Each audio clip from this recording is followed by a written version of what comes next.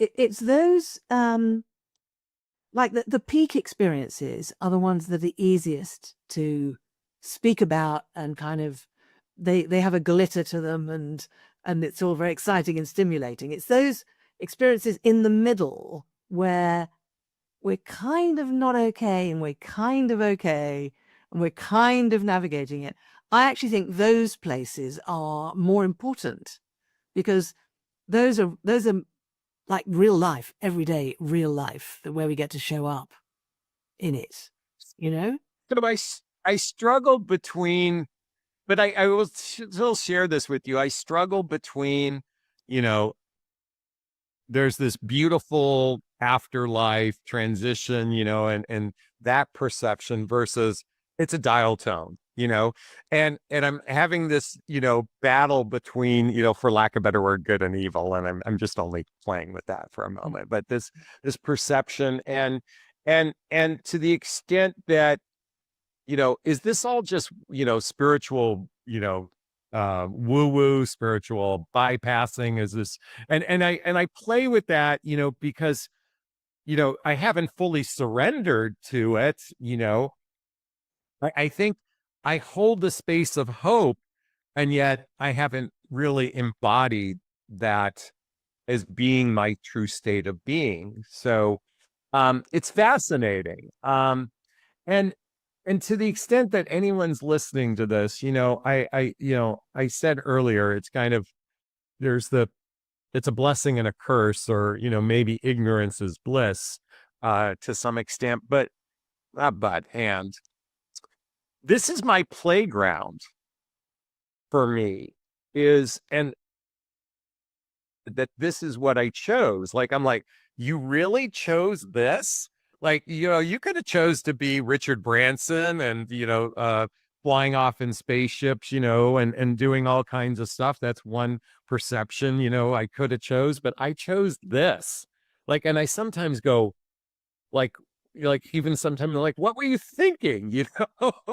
But it's learning to, at least for me, to appreciate, it's learning to appreciate and accept myself, even in my foibles, even in my, prickly parts, even those picadillos I have. And as I examine, like, I have this one perception that my soul wants to be rescued, particularly with a life mate, a life partner. And so I'm like, wow, isn't it kind of fascinating that you somehow evolved into becoming a dating and relationship coach, and yet you're single right now. And I'm like, I'm like, and then sometimes I have to grapple with my identity. Well, who the hell are you to teach this stuff if you can't be in a relationship? And boy, can I crucify myself, just on that one concept. I can literally beat myself up emotionally, instead of operating from that place of love. And as I'm